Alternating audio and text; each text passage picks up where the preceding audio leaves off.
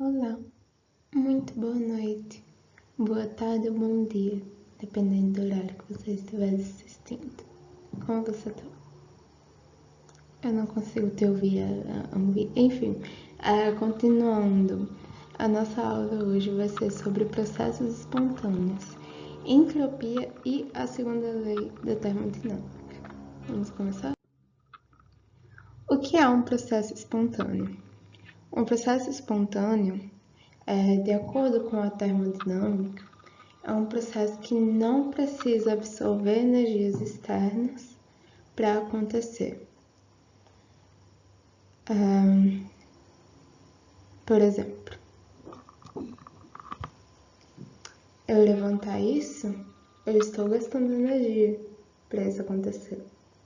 Isso cair, eu não estou gastando energia. É um processo espontâneo.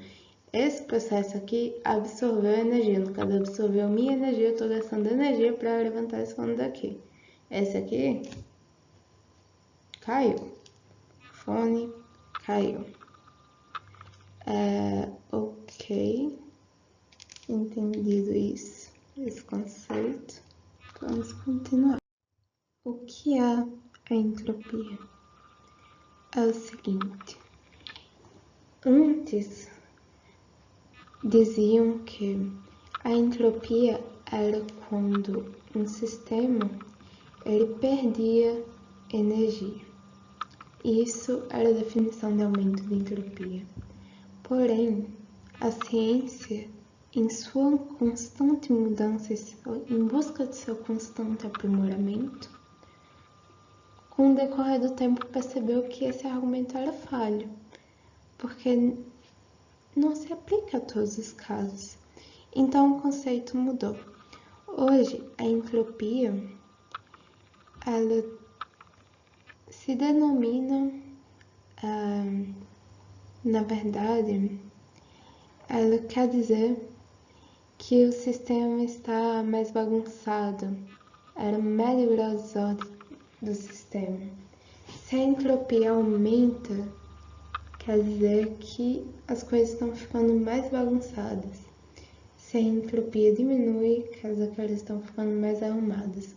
Agora, o processo das coisas ficarem desorganizadas, da entropia aumentar, ele é espontâneo. O processo das coisas se arrumarem, não. Geralmente é isso que acontece, né? Por exemplo, um exemplo da vida cotidiana. Veja só. Eu tenho esse fone aqui, certo? Eu dobrei ele direitinho. Eu consigo desenrolar ele direitinho. Perfeito. Perfeito, perfeito. Agora, vamos para um processo espontâneo. Meu fone que estava no bolso. Aí, fazem-se nós. Você tem que ir a desfazer, eu tô gastando minha energia para desfazer. Eu estou diminuindo a entropia desse fone. Eu estou diminuindo a bagunça. Pronto. Agora eu posso dobrar ele. E se eu botar no bolso, ele se bagunça de novo. É assim que funciona a entropia. Assim como quartos bagunçados.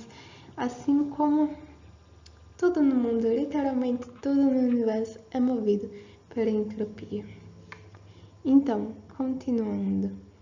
Por exemplo, se você colocar algo quente perto de algo frio, por exemplo, se você está fervendo água para o café e acidentalmente toca nessa água fervendo a 100 graus e o seu lindo corpo a 36 graus, a entropia vai fazer com que o fluxo de calor vá diretamente para seu corpinho, fazendo a sua mão queimar. Eis a entropia. Mais um exemplo, se você pegar, tem um gás num lugar pequeno. Se você expandir esse lugar, o gás não vai continuar nesse lugarzinho pequeno. Ele vai se expandir. Um exemplo disso é o gás hélio. Vocês já viram aqueles balões que voam? Vamos fingir que isso é um balão. O nosso balão improvisado. Vamos supor que ele contém hélio. Ele está voando. Nossa, que balão bonitinho voando. Sabe o que acontece? Você solta. O balão vai embora. O ar é menos denso que o ar. Ele vai subir. Ele vai subir. O balão não vai mais aguentar. O balão vai se estourar. O hélio vai continuar subindo, subindo, subindo, subindo. Até que vai encontrar o espaço. Sabe o que vai acontecer com o hélio? Ele literalmente vai se difundir por todo o espaço. A área dele agora é inimaginável de grande. A entropia está estabelecida. O ar está simplesmente em todo lugar. Tentamos manter ele no lugarzinho, mas ele sempre se escapa. Bem, processo de entropia, outra coisa aqui. A entropia baixa. Por exemplo, vamos supor que são dois gases. Eles vão tender a se misturar. É assim que a entropia funciona. Bem, continuando. Calma aí, gente, eu vou conseguir. Consegui, continuando. Vamos dar exemplos de processos espontâneos e não espontâneos. Tem um gradezinho aqui, se vocês quiserem dar uma analisada. Mas enfim, a expansão do gás, como eu falei, é um processo espontâneo. A dissolução do sal de cozinha na água também, porque quando você coloca o sal de cozinha na água, tá aqui o sal de cozinha, pequenininho. A água tá aqui. Botou, esquece, sumiu.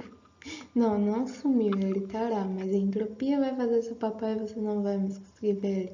Processos que há diminuição da entropia, ou seja, não espontâneos.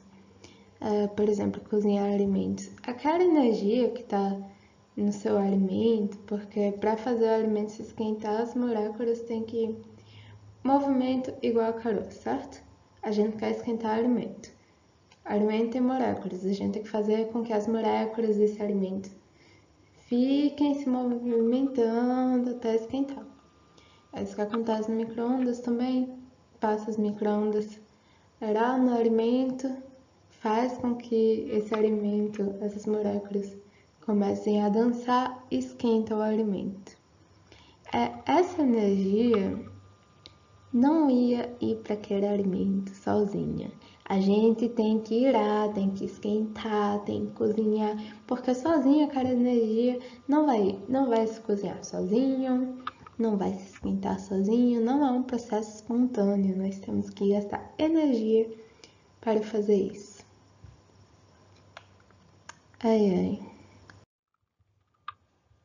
Bem, segundo a lei da termodinâmica, a quantidade de entropia de qualquer sistema isolado termodinamicamente tende a aumentar com o tempo, até alcançar um valor máximo. O que isso quer dizer? É o seguinte: tem um copo, beleza? Tem um copo, tem o sal. No primeiro momento que começou a encostar as partículazinhas de sal, o que aconteceu? Por um pequeno instante, eles estavam lá, certo? Uma partezinha pequena no copo. E então ele começa o processo de entropia. Essas partículas de NaCl, que no caso é o cloreto de sódio, potássio não, né, sal, eles vão começar a tentar restabelecer a entropia. Eles vão tentar se colocar em lugares equidistantes, digamos assim, do copo, até chegar em sua entropia máxima. O copo com sal que a gente não consegue ver onde tá, onde fez, o que aconteceu. Outro exemplo de entropia tem tem o cubo de gelo. O cubo de gelo derrete, aquelas partículas tentam ficar cada vez mais afastadas, se torna água, não tá mais tão junto quanto antes. Depois começam a evaporar, foi embora, tá gasoso. Atingiu sua entropia máxima, atingiu a sua desordem máxima. Ok. E daí você me pergunta, o que é que tem de interessante nisso? Então, isso se refere ao universo todo. A parte interessante de todo o universo estar envolvido nisso é que o universo é, tecnicamente, um sistema isolado. Quer dizer que o universo, em algum momento, vai chegar nessa entropia máxima? Então, vamos pular um pouco para falar sobre o universo. É o seguinte, vocês já ouviram falar do efeito Doppler? Não, mas vocês com certeza já ouviram. Se vocês têm audição, provavelmente vocês já ouviram. É o seguinte, sabe quando tem uma ambulância que está atrás de você, vai se aproximando, fica com o som, vai-se embora, passa de você, fica com outro? Isso se deve à diferença aparente de frequência do som. O som tem uma frequência. Se você está se afastando, a ambulância está se aproximando de você, essa frequência dessa onda de som vai se apertando, porque vocês estão a caminho de coincidir, digamos assim. Então, nossa frequência vai estar grande, você vai ouvir um som por causa disso. Quando você vai se afastando, é como se você pegasse essa frequência e aumentasse. Então, vai ficar assim a onda. A frequência que ela termina um ciclo de ir para baixo e ir para cima e ficar no mesmo ponto inicial, no mesmo ponto, no caso, no mesmo nível inicial, que no caso seria aqui no meio, ela cresce. Então, tendo em vista isso, os nossos queridos cientistas descobriram que o universo está se expandindo. Porque a mesma coisa, só que com cores. Cores são frequências. E a gente percebeu que os planetas estão, digamos, se afastando. Com isso, dá para levar que o universo inteiro está se afastando, está se expandindo. Vocês perceberam alguma semelhança entre aquelas moléculazinhas de sal que foram inseridas na água, entre aquele gás hélio que chegou até o espaço e entre o universo, que está nosso sistema fechado, que está expandindo? O que tudo isso tem em comum? A bagunça está aumentando, a entropia está aumentando. O que isso quer dizer? Duas coisas.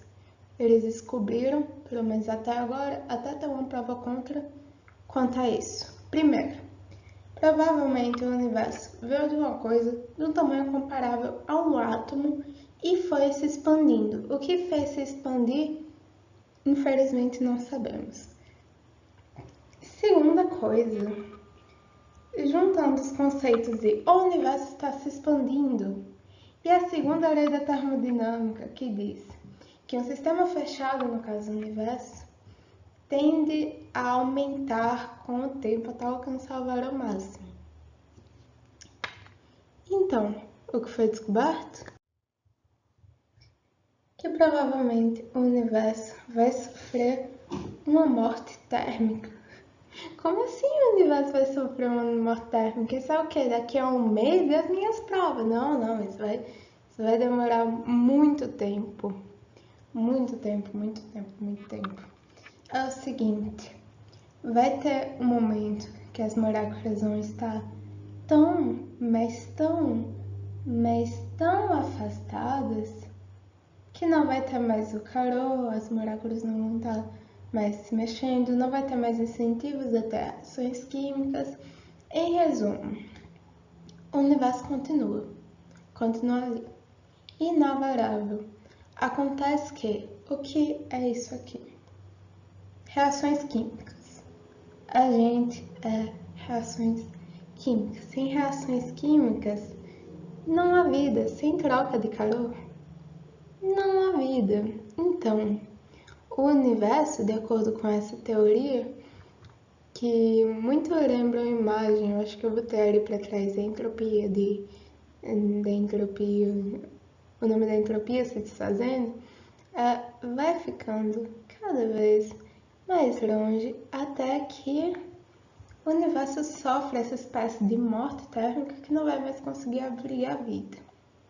Mas isso daqui é muito mais tempo do que a humanidade vai conseguir perdurar. Então, sem preocupações. E para finalizar, eu trago essa frase que é: o cientista que descobrir como reverter a entropia não só ganhará o prêmio Nobel, como também salvará a humanidade da lenta morte do universo. Claro que a gente não vai sobreviver, tará, mas supondo que a gente sobrevivesse, e supondo que a gente não sobrevivesse mesmo, se descobrissem como reverter a entropia, se descobrissem como fazer as coisas ficarem mais organizadas ao invés de desorganizadas, isso seria, no mínimo, impressionante. É isso. Tenha um ótimo dia, um ótimo resto de dia, dependendo de quando você estiver vendo isso. E até mais.